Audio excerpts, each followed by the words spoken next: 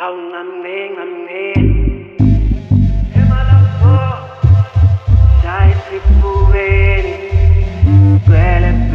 tweeted something earlier on, which is not one of the questions here. You said that 2016, you did some features that were a waste. I mean, Yeah. what features were a waste?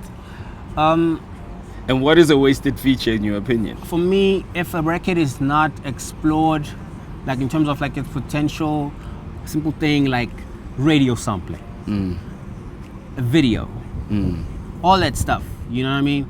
For me, if that's a waste. If you don't have, you can't just make a record with an artist and have him spend daytime and you're not even paying him, and then the next thing you just put out a link and that's where things end. I mean, for me, I really kind of felt like like the collaboration in my time was kind of taken for granted, because I can tell you now, the records that I jumped on, it's records that I really fucked with because I saw the potential. And when the songs came out, you saw the response as well. I mean, you were like, okay, cool, wow, this is a dope record. Yeah. But then, the artists or maybe the business end of things with those artists was not really in order. So you didn't see the records being explored in terms of seeing how far they can go.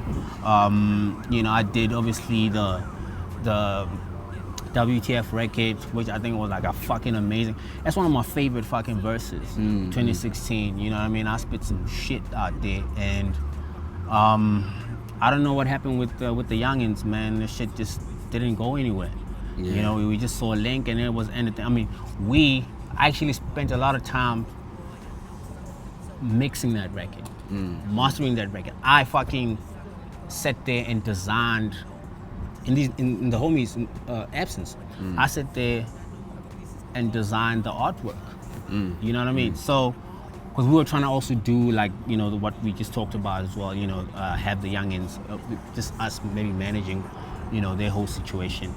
And we even offered to shoot the video for them. Yeah.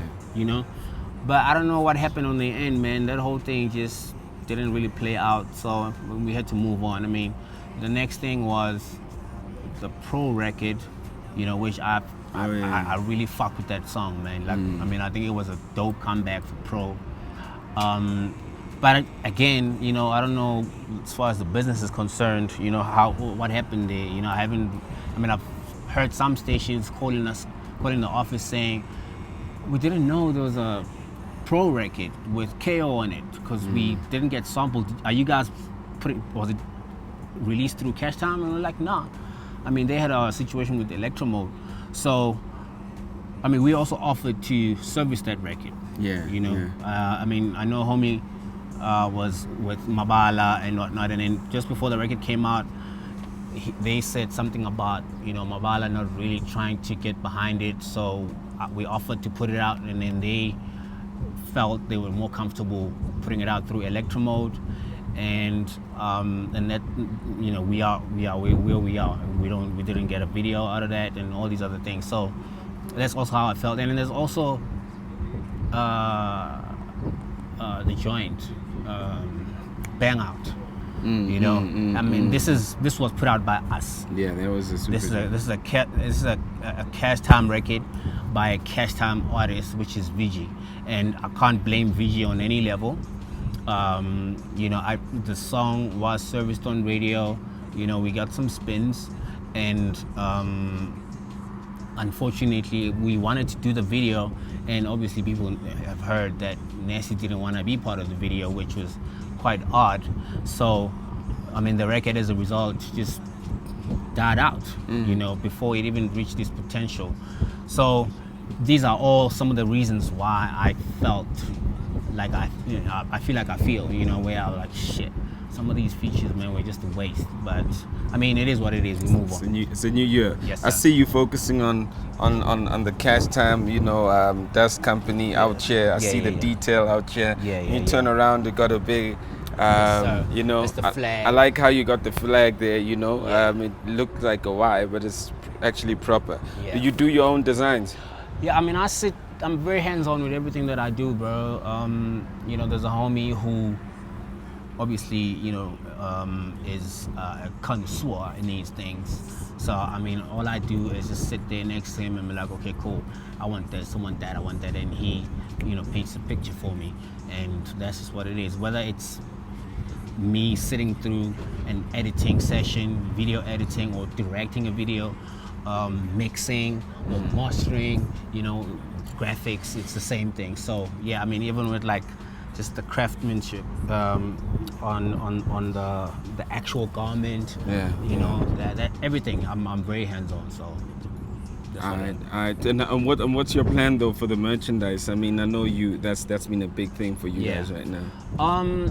We by the way, Bang Out was a banger in Namibia. Someone is shouting it out, even though you feel that it never got the, I guess, it had feet, you know what I mean? It had legs, yeah? I mean, that was a dope record. I mean, those verses were insane. Like, everyone was literally on their A game. That's why the hook sounded the way they did, you know what I mean? But obviously that's that. In terms of the clothing label, this is not merch. So just to correct you there, my brother. Yeah, I'm sorry, my brother. This is not merch, bro. This is a clothing line. That's what I wanted to ask you. Sir. What's the plan with the clothing line? Yeah. So, and just as an FYI, we're not going to even do the balcony sit down because this is the interview right here. Yeah, straight up. Yeah, you know what I mean. So obviously, when we put out the Cash Time merch, 2014, 2015. The demand was so crazy. We didn't know what the fuck we were doing, and we saw the shit, and there was such a crazy demand that we couldn't fulfill.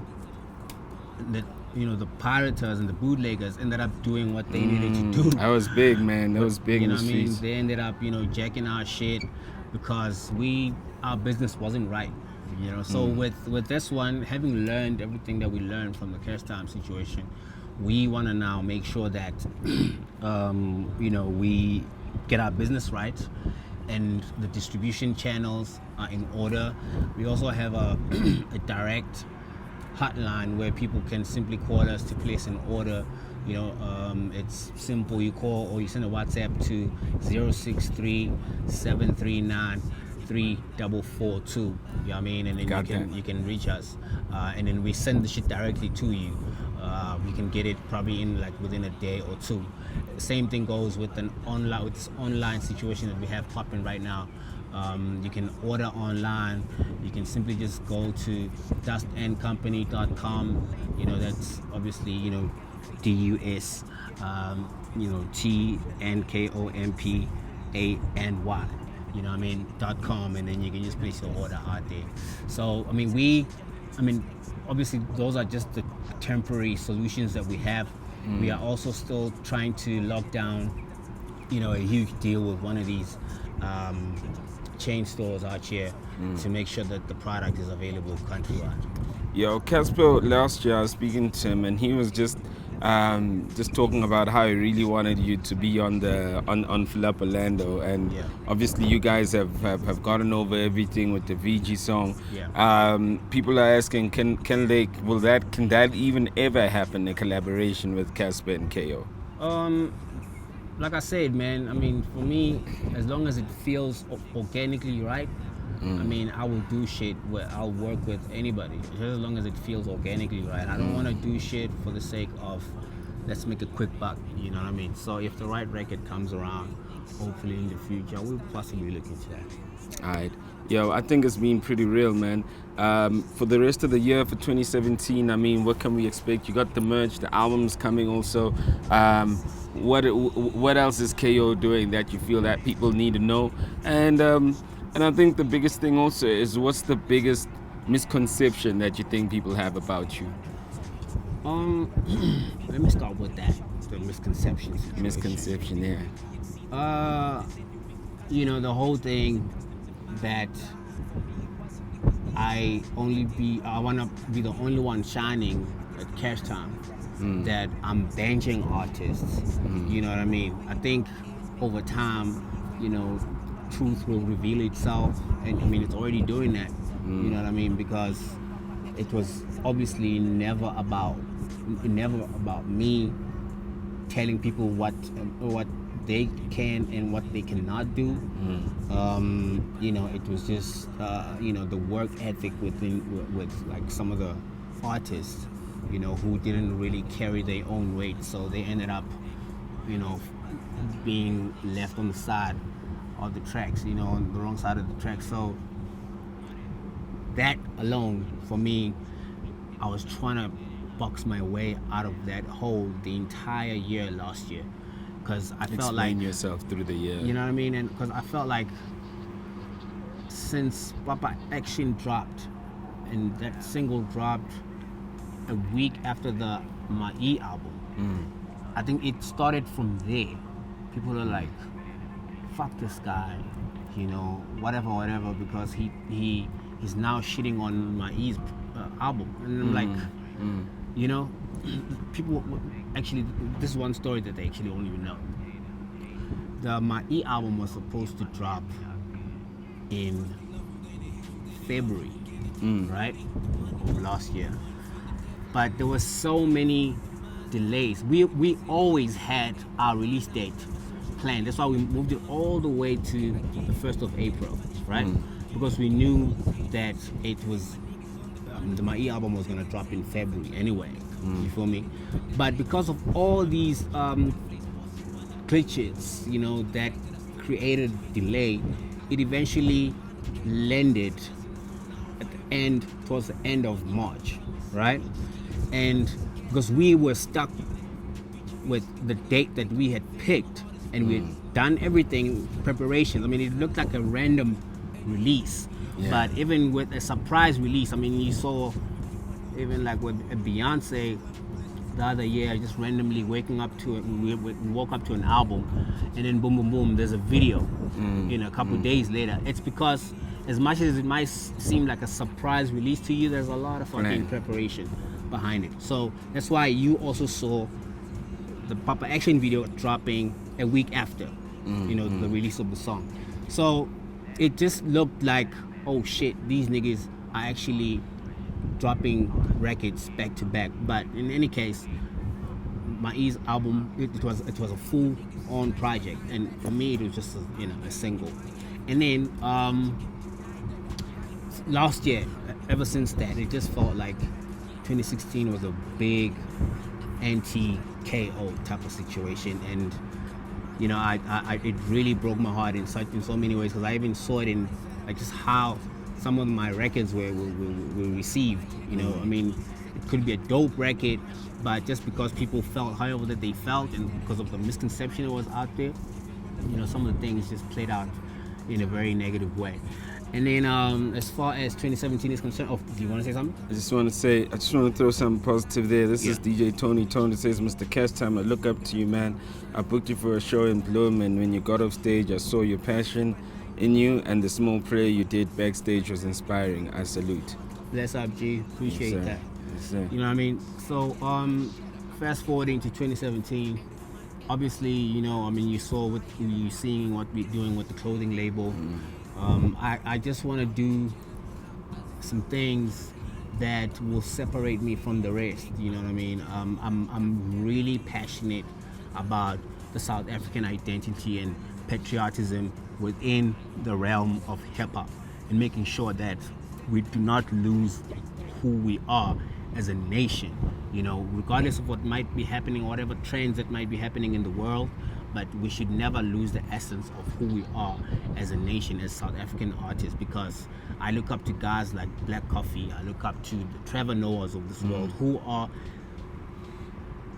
established international brands, you know, and they are not who they are because they went to America and wanted to be American.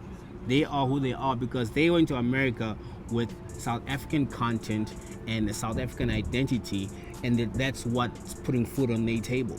That is what I want to do in this whole hip-hop situation. So that's my sole focus in 2017, hence the flag on, you know, The back. the back of the clothing. And I also want to do, like, I just want to become a better entrepreneur, become a better businessman, You know, I'm using myself as a guinea pig, you know, with this whole model that we talked about, where the business has evolved from record sales to actually monetizing everything that has to do with an artist. You know, the different extensions and what you can create, different revenue streams that you can create off of that. So I mean, we busy, you know, trying to lock down a proper tour as soon as that will kick off as soon as the album drops nationwide. And I mean, we've been to Africa as well. Had a crazy response in Nigeria, Zimbabwe, Kenya, Tanzania. We want to go and revisit, you know, some of those countries. We want to do some shit in Angola. I haven't been to Angola. I haven't been to Ghana. You know what I mean? So, because I don't just want to be a hot South African artist. You know, I mean, Kara Kara and my first album, you know, propelled my brand to a level where I was seen as not only just a South African artist, but as one of the greats in Africa. So I need to build on that and do greater things and just be more daring in my approach in the business, because I think that's just also one of the things that separates Casper, for instance, you know, who is not afraid to dream, bruh. You know, and you see the results of taking those giant steps and saying, okay, so I'm gonna fuck around and do a whole situation at the Dome. And boom, you see what happens if you have that self-belief, you know what I mean, and you're willing to take risks, you reap the benefits of it. So, which is something I haven't personally, I mean, I'm not even shy to say that. I haven't personally done big things on that level where I'm taking risks and, you know, be willing to get burned, you know what I mean? Because whatever that you do, if you target 150, you know what I mean, you could, and then if you do come up short, you might fuck around and land around 110. But if you were still being safe, you probably would have landed at 100. You would have always landed at 100. But because of the ambition and the bar that you set up for yourself, which is higher than normal, you are most likely to surpass it or come close to it. And that is a W in anyone's books. So that's what I want to do as well in 2017. Beyond the last question, y'all. So yeah, thanks for coming through. It's KO Live. You know, we covered everything he talked about. He talked about like Mags. He talked about like the perception about him that like he's literally being hogging the spotlight, and he doesn't want the other guys to come out with any music. Basically, he's talking about the brand, the fashion, and the plan for the brand that he has, which will be available everywhere. You can go online also and check it out.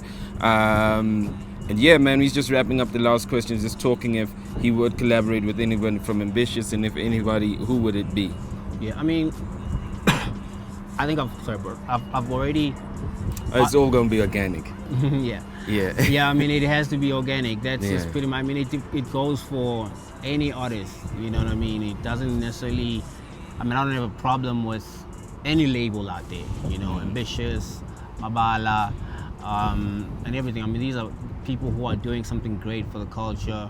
You know, I mean, obviously, I will say though that we inspired that whole movement, that whole label setup, you know.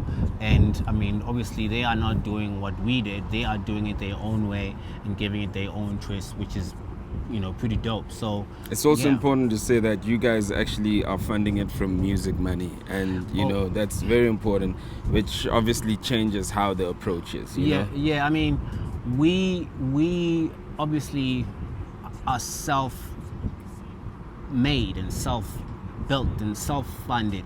This is partly what we came in with from Tear Gas, what Scholar came in with from his own, you know, hustles, and, you know, the experience and everything that we created off of the monster Kara Kara, because everything started around that. There was no actual movement. I mean, it was there. There's no but capital. There was no capital, and there was no actual business before Kara Kara, you know, popped off. And that's when everything that we were able to generate off of that. That's why you saw us. I mean, that's why I decided to bring in an X, for instance, because I always had confidence in that record. So I'm like, okay, cool, because I want X to also be the next hot guy. Let him be part of this monumental record, and that's how everything just mushroomed after the success of that album, of that record. Obviously the other guys, have capital from other businesses, and then they're investing in the music business. It happens all the time. You've seen like a fucking Death Row, for instance, where they started their whole shit. Obviously with like dirty money, whatever, but it happens everywhere, bro. So the story is basically the music moguls start with music money and they build with music money. Yeah. The other investors who get money from everywhere else plug in and they invest in music. So it's two different schools of labels. The one school is like guys who have money from other things and invest. These are guys who literally start from nothing and create money and invest in, whether it's their brothers, whether it was X, whether it was Muesli, whether it was VG, and they invest in these guys. And things don't always work accordingly, but when they lose the money, it hurts more than guys who've got money from other places, because that business was built off music. I think that's a very important thing that people need to understand. Yes, sir. You know what I mean? Also, while you're mentioning the whole hurt side of things, for me, there was no actual disappointment or like any sort of hurt, that came with, the artist leaving. The only thing that didn't sit well with me was the fact that when the misconception was going around, no one amongst those guys was willing to be man enough to say, bruh, stop saying that KO did this and did that. He's not the reason why we're leaving. And that whole spotlight hogger shit or him being the devil is some bullshit. I left based on my own reasons, So that was the only part that like really didn't sit well with me. But in terms of them deciding now that they could they've exhausted the cash time opportunity, they want to go elsewhere, they didn't owe us anything. You know what I mean? Because whatever that they brought in, we took commission of our commission, and then they took the bulk of it. And it was just based on that. It was never about, okay, cool, so we are because we never really pumped a lot of money into creating those guys. Like on some, the only thing that there was that we invested is in them was our time and our experience, and and our guidance and mentoring and mentorship. But besides that, actual money, we didn't really lose anything out of that. Alright, yo, out here with the homeboy KO. Yo, thanks for being out here to Insta Live. We're gonna do the balcony, but y'all just helped me. Y'all just did my job asking all the questions, and yeah, man, people are saying sustain the momentum. Tabisa said it's a dope interview. We out here. Peace. Thanks for logging in. Slick on Life, the homeboy KO. Check out the merch. Look out for the new album coming, plus the new single that's out right now. Let me give him a proper view. Y'all know more. This is what the shit looks like, man. This is the label. Feel me? And you guys can get it right now by simply calling or sending a WhatsApp message to 063-739-3442, or you can buy online, dustincompany.com. You feel me? You can just spell it the same way that you're seeing it right now. And it's also available if you're in Polokwane. You can get it at a store called SRS. It's downtown Polokwane. And there's also another store right here in Johannesburg. It's number 34 Loveday Street, and it's Fish and Cross, so you can get the shit from out there. We currently have orange, we have white, and we have a yellow. These versions, we have more colorways coming out soon, but right now what we're busy with is this winter range, man. I think it's gonna fuck the game up in a major way. It is what it is, man. It's your boy, Mr. Cash Time, the Dust God, Mr. Swagger of the Season, Mr. Cash Time, all them shits. You feel me? Thank you for having me, and shout out to Slick on Live. Shout out to my homeboy, Slick, one of the people that actually gave me a shot when we first started out as Tear Gas, and they put us on the fucking Squatter Camp tour. I'll never forget that shit, man. Bless up. Awungamne,